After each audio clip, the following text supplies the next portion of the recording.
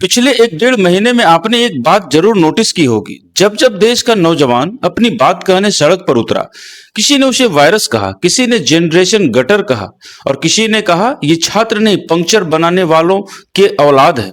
और आरएसएस के एक बड़े पदाधिकारी ने पूरे आंदोलन को संविधान विरोधी, देश विरोधी तक बता दिया। लेकिन आज उसी आरएसएस के सर्वोच्च पद पर बैठे मोहन भागवत कह रहे हैं, अगर मुझे किसी पर भरोसा करना हो तो मैं जेनजी पर करूंगा। आखिर ये 35-36 दिनों में ऐसा क्या बदल गया? क्या जेनजी बदल गई या राजनीति की भाषा बदल गई? इसमें आप जब आपने बोला कि प्रोटेस्ट पर्टिकुलर डायरेक्शन में करना चाहिए, पर्टिकुलर मैनर में करना चाहिए। अभी सर कई बार ऐसे भी लगता है कि प्रोटेस्ट पे हम निकल आए तो लोग हमें एंटी नेशनल बुला देंगे। हाँ, लोग हमें बोलेंगे saying that this people are agents of some country and so. तो सर इसमें वो मैं कह रहा हूं ना, इसमें मैं कह रहा हूं हाँ कि जेन जी अगर एजिटेशन कर रही है तो एंटी नेशनल तो है नहीं, अपने लोग हैं, अपनी नेक्स्ट जनरेशन है जी सर। इस अपनेपन से डायलॉग का साथ मैंने बोला अपनापन चाहिए, संबंध चाहिए, वो हमारा संबंध है, उसका रिकॉग्निशन चाहिए, तब ये डायलॉग होता है। वहां की बात हमको समझ में आती है, हमारी बात वहां समझ में आती है, ये होता है, तो होना चाहिए। और जेन जी वगैरह ऐसी है ऐसा मैं तो बिल्कुल नहीं मानता।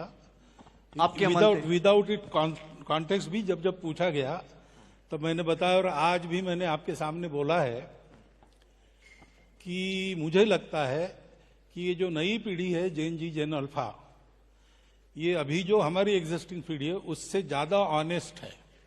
अरे वाह, बढ़िया है। और देशभक्ति और सेवा का ऑनेस्ट अपील उसमें चलता है।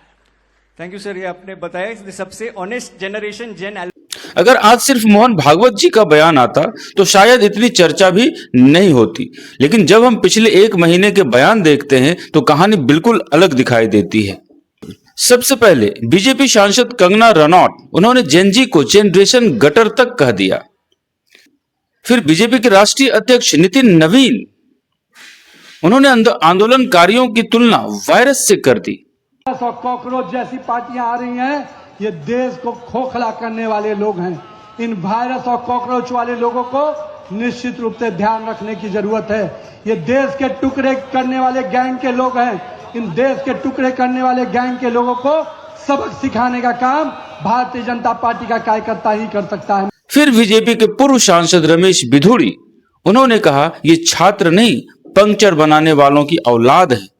कि बरगलाकर बेकाकर वहां पर 20-50 हजार बच्चों को, वो जो बेरोजगार पंचर लगाने वाले वहां पर ज्यादा थे, ताला बनाने वाले वहां पर ज्यादा थे, पंचर लगाने वाले मालूम ही है आपको, वो लोग वहां पर ज्यादा थे और छात्र लोग वहां पर कम थे। ये भी और फिर आरएसएस के सह सर कार्यवाह अतुल लिमये, उन्होंने सीजेपी आंदोलन को संविधान विरोधी, देश विरोधी बताया।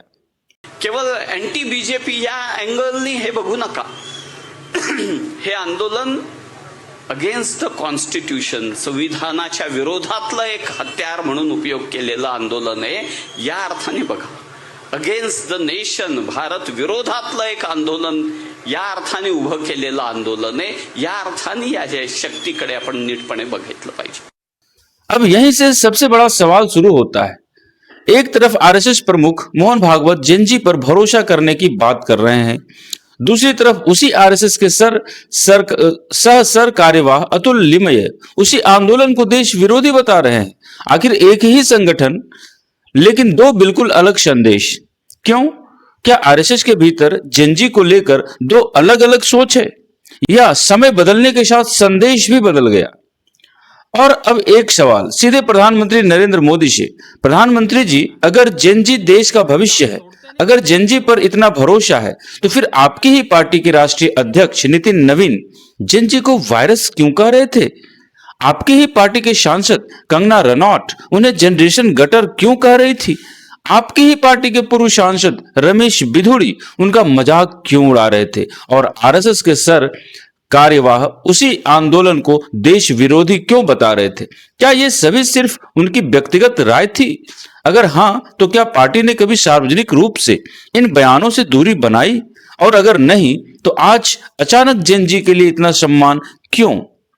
यही नहीं, देश ने छात्र आंदोलनों के दौरान लाठीचार्ज की तस्वीरें भी देखी, पैलेट गन को लेकर विवाद भी देखा, छात्रों को हिरासत में लिए जाने की खबरें भी देखी और महिला प्रदर्शनकारियों के साथ दुर्व्यवहार के आरोप भी सुने और देखे। फिर अचानक इंस्टाग्राम रील्स, युवाओं से संवाद, जेन जी की तारीफ, क्या ये राजनीति की नई भाषा है?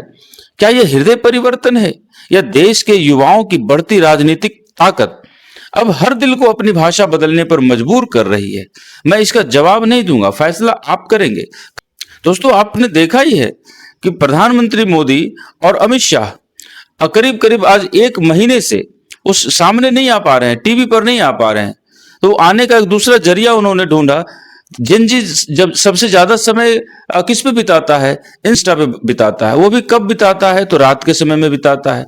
तो मोदी जी रात के समय में, जो कि अक्सर 8 बजे टीवी पर आकर अनाउंसमेंट करते थे, याद कीजिए, नोटबंदी के समय में 8 बजे आ गए थे, या फिर कोरोना के समय 8 बजे आ गए थे, लेकिन अब वो 11 बजे की रात में आना शुरू कर दिए हैं, यानी आधी रात को आना शुरू किए हैं, क्योंकि उनको मालूम है कि जेन जी रात में इंस्टा पर रहता है। तो मतलब ये युवाओं की, बच्चों की ये ताकत है, जेन जी की ये ताकत है कि प्रधानमंत्री जी को भी इंस्टा पे ला खड़ा किया। कमेंट में लिखिए, आपको क्या लगता है? क्या सचमुच सोच बदली है या सिर्फ शब्द बदल गए हैं? अगर वीडियो पसंद आया हो तो देश की बात भारती के साथ को सब्सक्राइब करना मत भूलिए।